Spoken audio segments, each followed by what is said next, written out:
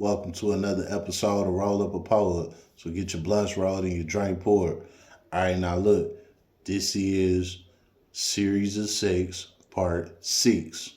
And it's the last part to this. I'm wrapping it up. But this one is going to be a little more interesting.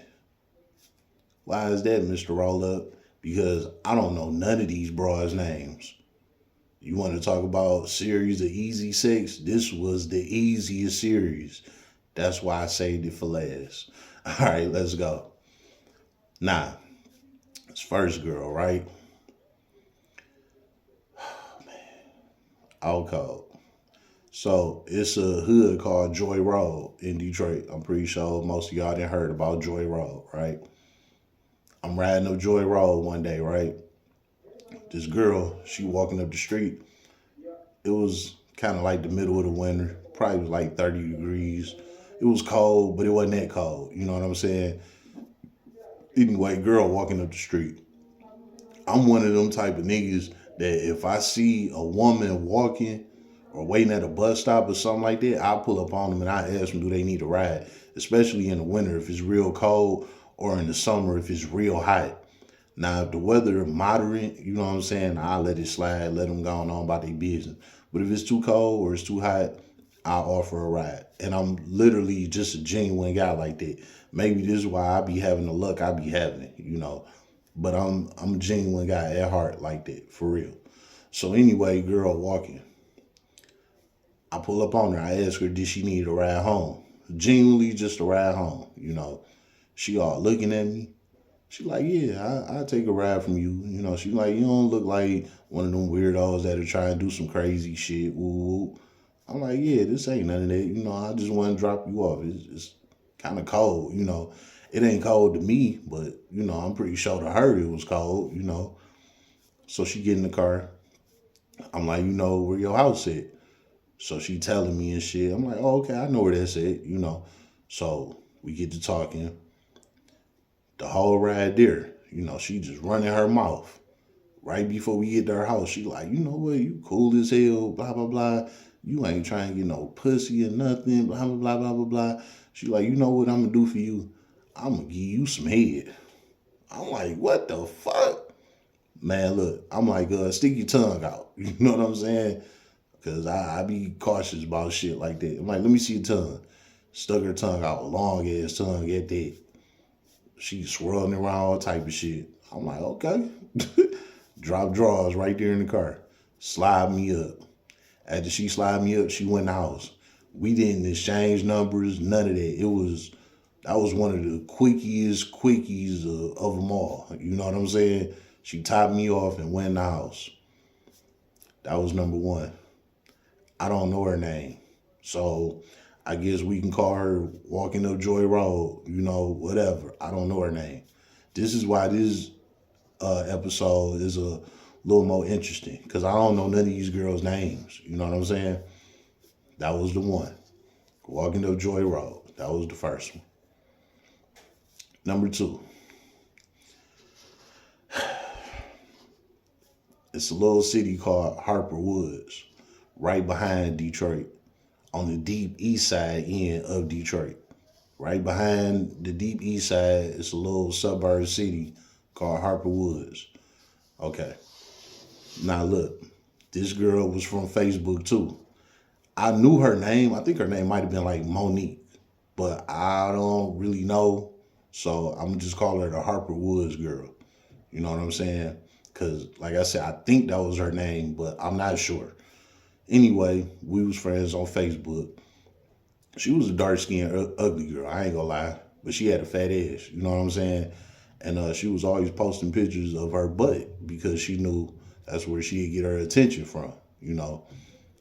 So I commented on one of her pictures. She liked it. She jumped in my inbox. She like, you my type. She like, fuck all these other niggas that be on my pictures. You the type of nigga I like. I'm like, shit, what's up? She like, shit, if you ain't doing shit, you can come to me right now. She like, I don't hold a nigga up. If I like you, I want to fuck. Drop the low. Well, the low was in Harper Woods. I pull up over there.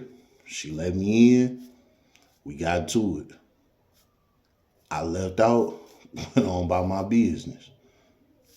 That was number two. Harper Woods girl. You know what I'm saying? These bras is out cold, man. They don't be giving a fuck.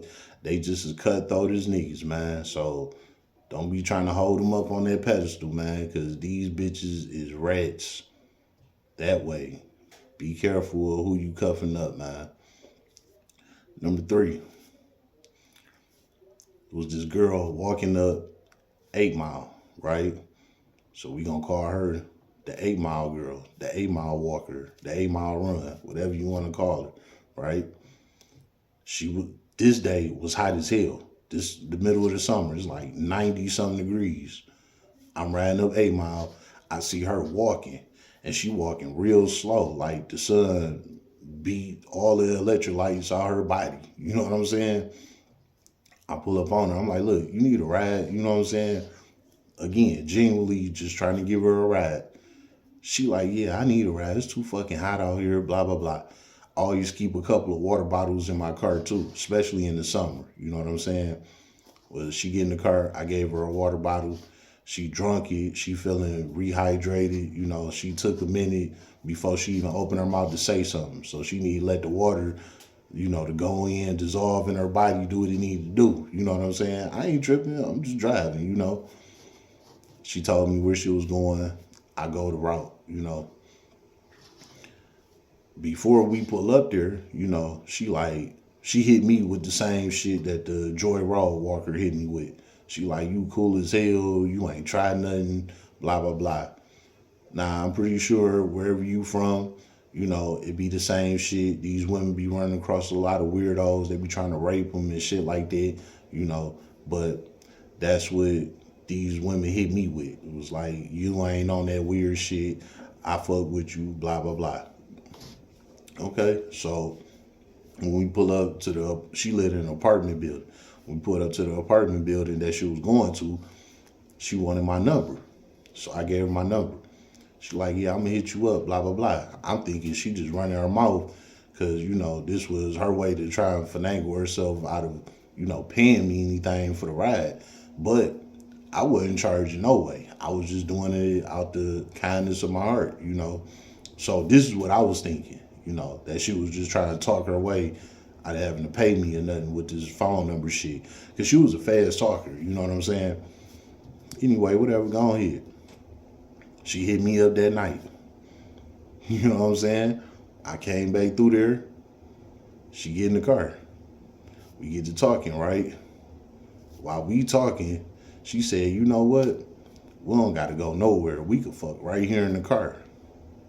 Straight? Okay, bet. You know what I'm saying? Psh, keep the Jimmy on me. You don't know what a Jimmy is. It's a condom. You know what I'm saying? Keep that bitch on me. Look, she bent over in the passenger seat in the car. I smacked her right there. All ass, smacking that motherfucker. After I got mine, she got out, went out in the apartment. While she walking back to the apartment, she like, thank you, have a good night. I ain't gave her a dime, nothing. Just what it was. I pull off. Never heard from her again. You know what I'm saying? Out cold, man. You know, like I said, these bras be some fucking rats, man. Real talk. Nah, let's move on. So, the next girl I'm gonna tell you about, it's a park called Rouge Park in our city, right? Everybody from the D be at Rouge Park. We all know about this park. Basically, it's a place for like parking lot pimping. You know what I'm saying? Bring your nice whip through there. You know, there's gonna be some girls out there choosing, you gonna score. That's just how Rouge Park is. If you looking for some quick action, go to Rouge Park. Well, I wasn't even looking for no quick action. I was in that new Escalade. You know what I'm saying? I wanted to show off the E-Lade. I ain't gonna lie. So I'm riding through that bitch in the new E-Lade. Everybody looking at me, you know. Cool, right? Now look, dog. I seen this girl sitting on the trunk of this car by herself. Now, mind you, this Rouge Park is 1,000 people everywhere, walking around, kicking it, drinking, smoking, all type of shit. This girl literally sitting on the trunk of this car by herself with her head down, looking sad as hell, right? I pull up. I'm like, pick your head up. You over there looking sad. You know what I'm saying? She looked up at me. She can't walk to the car, to the passenger side. She get to pull in the door. I'm like, what is you doing? You know what I'm saying? My door is locked. I'm like, what is you doing? She like, I'm about to get in the car with you. I'm like, what's up? She like, I'm gonna just ride with you. I ain't gonna lie, she was my type. I hit the unlock. You know what I'm saying? She get in the car. I'm like, shit, where you riding with me to? You know what's up? She like, shit, I'm down for whatever you want. Man, listen, I had fifth for 1738 in the back seat. Brought it back to the front. Pull up. We got the pulling up, right? Man, we got so fried. We went to my house. We went to my house. She got naked. And you know what that was. So after that, after we got done with that, I took her right back up there to Rouge Park, right back to the car that she was sitting on the trunk of. I don't know if it was hers or what, but I dropped her back off at that same car she was sitting on the trunk of. Never heard from her again. Number 4 of women I don't know. Now let me go ahead and close this out with number 5. I say this one for last because she was very special. This one right here, right? This girl was waiting at the bus stop. One night, it was one of them nights I'm riding around, you know. This girl was waiting at a bus stop. You know what I'm saying? I pull up. I'm like, hey, you need a ride home? Again, genuinely me. This is genuinely me. I swear to God. So I'm like, you need a ride home? Because I knew that the bus stop that she was waiting at, the bus stopped running after a certain time, probably like around like 9 o'clock. When I ran into her, it was like 11:30 at night. So I know the bus was done running, all of that, you know. It wasn't no hot or cold day. It was just, she was just out there waiting on the bus for something that wasn't gonna come, you know. So I'm like, look, you know, you need a ride? She like, yeah, I don't think the bus coming, you know. The whole time in my head, I know the bus ain't coming. Like, all right, come on, come get in the car. She get in the car, we talking. I go drop her off, right? We get to the house. She hit me with the same line too. You cool as hell, you wasn't on no shit, blah, blah, blah, blah, blah, blah. I guess women run into a bunch of weird niggas all the time, you know. So she was thanking me for not being a weirdo, you know. All right, cool. I know, you know, I hear it all the time. Right before she getting out the car, we swap numbers, right? She like, if you ain't doing nothing tomorrow, we can link up, you know, get something to eat, whatever, chill, blah, blah, blah. I'm like, all right, that'll be cool, you know. The very next morning, she hit me up. What you doing today? I'm like, shit, I'm doing you today. How about that? She laughing and shit. She like, you know, you so blunt. She like, I like that. It's like, matter of fact, whenever you ready, come get me. We'll go to the room and we gon' fuck. I promise you, this was off of me picking her up from the bus stop and dropping her off at home. I'm like, bet. So I went and handled my situation for the day. Hit her up later on that night. She was with it. I came, pulled up, picked her up. We went to the room. We had got something to eat. Went to the room, smoked, drank, all that shit. We fucked, right? After that, I'm getting ready to drop her off. While I'm getting ready to drop her off, I'm like, you know what? I might keep this one. You know, she cool as hell. You feel me? Like, you know, she wasn't on no extra shit, no bullshit. You know, she was cool as hell. So I'm thinking in my mind, like, you know what? I might keep this one on the squad, you know? Man, she got to run in her mouth telling me how she became sexually active. She said she became sexually active because She been having sex since she was 6 years old. She said it started with the uncles and shit, touching on her and, playing with her. And then, they started getting naked in front of her. And then it just kept progressing. So basically, her uncle or uncles, I don't know, but she said an uncle, and he basically, was just having his way with her, you know. I guess for a couple of years, and she got accustomed to it. She started liking it. So she said by the time she was 9, 10 years old, she was just out here fucking like a motherfucker. I ain't gonna lie, that shit turned me off. But by then, I didn't already hit and everything. I'm taking her home at this point. So she just telling me all her whole stories. She like, I'm just a real blunt person. I'm just letting you know what it is with me. Blah blah blah blah blah blah. Man, I was turned off. By the time I got her to the crib, I had it made up in my mind. I'm like, I ain't never talking to this girl again. Like, nah, she got a little too much trauma going on. She been around the block too many times. Not my thing. So I closed out that situation. She hit me up, blowing my phone up for like 2 weeks strong. I'm not answering, not replying, nothing. It took her about a good 2 weeks to finally get the picture.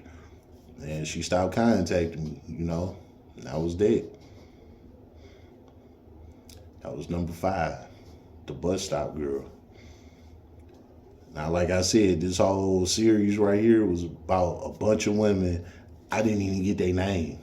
And if I did get their name went in one ear and right out the other. Like, no lie. It was just that quick. And that's all that was to it, man. That's that Detroit lifestyle. you know, Crazy, man. I don't regret nothing I ever did. So don't think that, this was nothing like that.